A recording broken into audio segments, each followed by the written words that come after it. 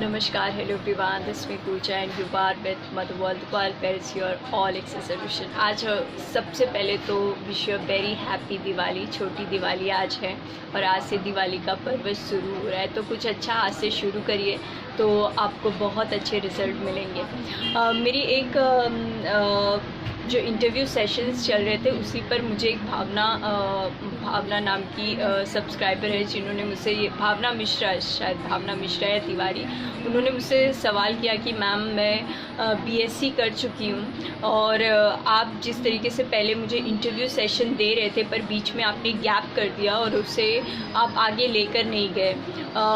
आप एमआर पर medical representative पर जॉब डिस्क्रिप्शन और उसके जो इंटरव्यू क्वेश्चन होते हैं जो प्रिसाइजली पूछे जाते हैं, आप प्लीज़ उस सेशन को पहले कंप्लीट कर लीजिए, उसके बाद आप सीटेट का बताइए जो ज़्यादा हेल्पफुल और जो ज़्यादा बेनिफिटेड हो। मुझे भी लगता है कि शायद अगर किसी ने मुझसे पूछा है तो मुझे भी उस चीज़ का जवाब, और आज का दिन एक ऐसा शुभ दिन है कि आज से शुरू करेंगे तो बहुत आसानी से कर सकते हैं।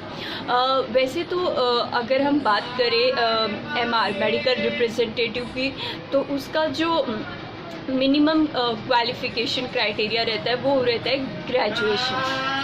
कुछ लोगों का ये भी सवाल रहता है कि क्या हम लोग 12th के बाद एमआर में अप्लाई कर सकते हैं। आई डोंट थिंक, और जहाँ तक मुझे पता है शायद ऐसा नहीं है, बट हाँ कुछ ऐसी छोटी मोटी कंपनी हैं जो पीजी लेवल पर काम करती है, शायद वो हायर करती है, बट जितना मुझे पता है वो इलीगल है, ऐसा नहीं होता। आपको मिनिमम क्राइटेरिया, मिनिमम जो एजुकेशन क्वालिफ़िकेशन होता है वो आपका ग्रेजुएशन के बाद ही आप as a medical representative, because आप मेडिकल के कई फिनोमिनन से तब अवेयर हो जाते हैं और आप इजीली मैं कह सकती हूँ आप एडल्ट भी हो जाते हैं। और अपने relationship criteria, because medical representative job की बात की जाए तो वहाँ पे सिर्फ और सिर्फ आपके इंटरपर्सनल स्किल और आपके कम्युनिकेशन स्किल के ऊपर काम बनता है आपका। जितना ज़्यादा आप रिलेशनशिप गेन करते हैं, जितना ज़्यादा आप सेल्स अपना बढ़ाना चाहते हैं, तो उसमें आपका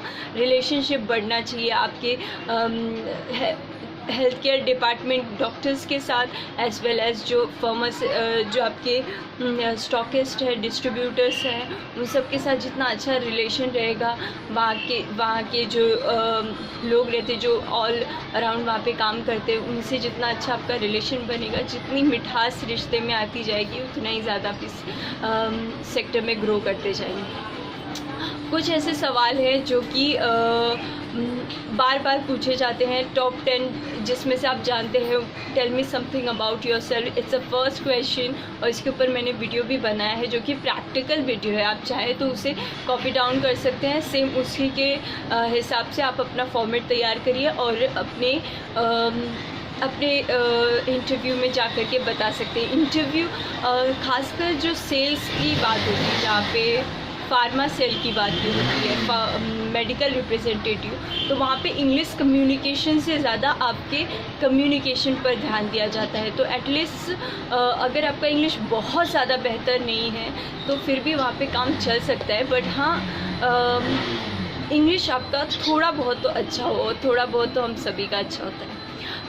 वहाँ पे पहला क्वेश्चन होता है tell me something about yourself, what are your strength, what are your weakness, what are your goals, why should I hire you, why do you think medical representative job is beneficial for you, why you choose only pharma sales, and from where you think you can stand, and what are your expectations from our company, are you aware of our company, आप कितना जानते हैं company के बारे में। इन सब चीज़ों के बारे में मैं आपको इस तरीके से वीडियो प्रोवाइड करूँगी कि आपको ज़्यादा मेहनत बिल्कुल भी नहीं करनी पड़ेगी। इन सवालों के जवाब ऑलमोस्ट थोड़ा बहुत फेरबदल किया जाए, बस थोड़ा बहुत, मुझे लगता है 5 पॉइंट आप फेरबदल करेंगे तो आप डेफिनेटली क्रैक कर जाएंगे। अब दूसरी सबसे बड़ी बात होती है कि हमने सुना है कि जो फार्मा फील्ड है, मेडिकल रिप्रेजेंटेटिव जो जॉब बहुत ज़्यादा डिमांडेबल होता है, और कहते हैं सबसे ज़्यादा प्रोफेशनल माना जाता है, क्योंकि यहाँ पे कोई टाइम लिमिट नहीं होती। जब आपको लगता है आप सुबह 8 बजे शुरू करना चाहते हैं तो 8 बजे जा सकते, 11 बजे भी जा सकते, बट एटलीस्ट 12 आपका जो कॉल्स होता है, डॉक्टर कॉल्स हो जाए, और स्टॉकर्स के साथ आपका अच्छा रिलेशन रहे, डिस्ट्रीब्यूटर के साथ आपका अच्छा रिलेशन रहे, और आप सेल्स में ग्रो करें। It is all about the growth of a sales. आप सेल में ग्रोथ कर रहे हैं तो आपकी जहाँ तक मुझे पता है, खुद मेरा भाई भी MR है, तो मुझे पता है कि वहाँ पर कोई ऐसी बाउंडिंग नहीं होती कि आपको कभी भी ऐसा फियर है कि हो सकता है जॉब चली जाए। अगर आप सेल में कंटिन्यूसली ग्रोथ कर रहे हैं, कंपनी की पॉलिसी मान रहे हैं, कंपनी की जो छवि है उसमें हमेशा सुधार कर रहे हैं, तो डेफिनेटली ये फार्मा फील्ड सिर्फ आपके लिए है। फार्मा फील्ड में अगर बात की जाए तो दो ऐसे पार्ट्स होते हैं, जो कि एक होता है फार्मेसी और दूसरा नॉन फार्मेसी। फार्मेसी की बात की जाए, जो लोग डी फार्मा करके आते हैं या बी फार्मा करके आते हैं, उनसे एक्सपेक्टेशन बहुत ज़्यादा हाई होती है कि उन्हें मेडिकल टर्म्स बहुत अच्छे से पता होंगे, ह्यूमन टर्मिनोलॉजी अच्छे से पता होगी, ड्रग्स एंड डाइस के बारे में अच्छे से पता होगा, ब्लॉकचेन, हाफ लाइफ, बीटा चैन ब्लॉकर अच्छे से पता होगा। मतलब उनको ट्रैंकुलाइजर्स क्या होते हैं, antipyretic, anti inflammatory, aspirin, doses forms कितने, आई थिंक उन्हें बहुत अच्छे से ये पता होगा। तो उनका रेशियो जो बनता है वो 80% जो होता है वो फार्मा से लिया जाता है, 20% उनका जनरल अवेयरनेस रहता है।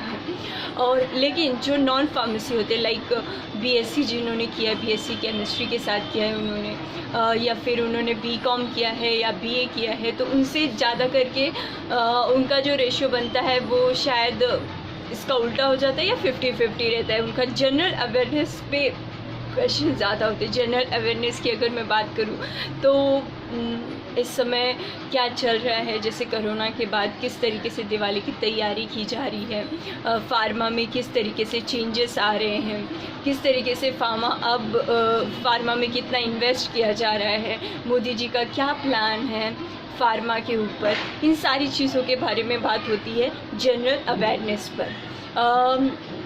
या फिर जब आप मेडिकल टर्मिनोलॉजी, छोटे छोटे क्वेश्चंस आपसे पूछे जाते हैं, पर इतने डीप में जा कर के आपसे फार्मा में नहीं पूछा जाता। बट फिर भी अगर आपको बहुत अच्छे से पता, बिकॉज मैंने ट्रैंकुलाइजर्स बताया, एंटीपैरेटिक बताया, एस्पिरिन के बारे में मैंने बताया है, अगर मैं गलत नहीं हूँ, narcotics, non narcotics, central acting analysis, peripheral acting analysis, इन सब चीज़ों के बारे में मैंने बताया। तो आप फार्मेसी में भी बहुत अच्छे से इसे अप्लाई कर सकते हैं, बहुत अच्छे से इंटरव्यू क्रैक कर सकते हैं। जितना ज़्यादा आप मेडिकल के एब्रेवेशन या फिर एक्रेशन या फिर उनके टर्म से अवगत ज़्यादा रहेंगे, जितना ज़्यादा आपको उनके बारे में पता होगा, उतना ही आसान होगा आपके लिए ये एग्ज़ाम क्रैक करना। वैसे काफ़ी डिफ़िकल्ट नहीं होता MR बनना, पर उसमें सबसे ज़रूरी आपका हेल्थ। अगर आप हेल्दी बहुत अच्छे, आपका जो इम्प्रेशन है आप करने के लिए, क्योंकि एजुकेशन एक तरफ है, आपको बहुत अच्छा इंग्लिश आता है, आप बहुत अच्छा कम्युनिकेट कर लेते हैं, बहुत अच्छे तरीके से रिप्रेजेंट कर लेते हैं, पर अगर आप रेगुलर काम नहीं कर पा रहे, आपका जो हेल्थ है वो कहीं ना कहीं इफ़ेक्टेड है, तो शायद ये सेक्टर उतना काम आपको नहीं कर पाएगा। आप जानते हैं कि यहाँ पर बाइक मैंडेटरी होती है, हर एक कंपनी मैंडेटरी कर चुकी है कि बाइक आपके पास होनी चाहिए, तभी तो आप आसानी से हर एक डॉक्टर से, क्योंकि यहाँ पे बहुत जगह पर RCPA भी करना पड़ता है, मार्केट का एनालिसिस करना पड़ता है, कॉम्पिटिटर्स के बारे में जानना होता है।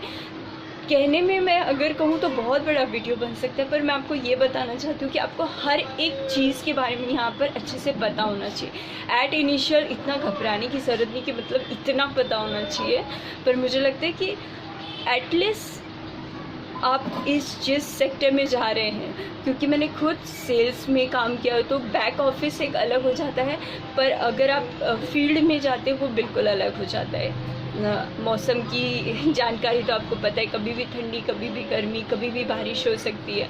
तो इन सब में कहीं ना कहीं हमारा हेल्थ जो होता है वो डाउन हो जाता है, बट फिर भी आपका रिलेशनशिप अच्छा है तो आप बहुत अच्छे से काम यहाँ पे कर जाएंगे।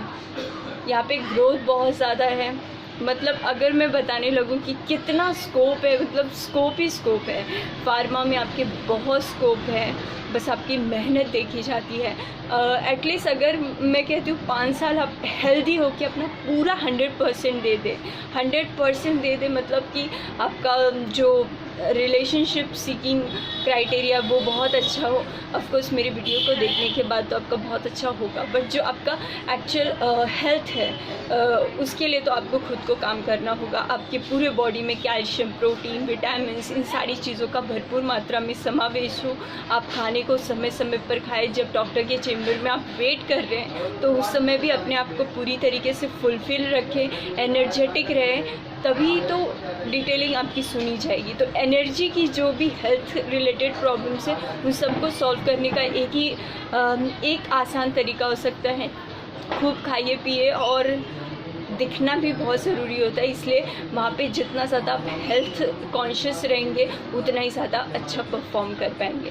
So all the best, and जितना हो सके मैं ये पहला वीडियो बना रही हूँ। MR का पहला डिस्क्रिप्शन मैंने दे दिया कि क्या क्या स्कोप है, क्या ग्रोथ पॉइंट है, क्या क्वेश्चंस आते हैं और क्यों ये बहुत आसान है, कौन कौन से लोग जाते हैं, उसके बाद कौन कौन से सवाल आपसे पूछे जाते हैं। स्टेप बाय स्टेप हम डिस्कशन करके छोटे वीडियोस बनाएंगे सो दैट आपको फॉर्मेट बहुत ज़्यादा ईजी रहे। Thank you so much and thank you Bhavna, मैं आपकी प्रॉब्लम सॉल्व करना ज़रूर।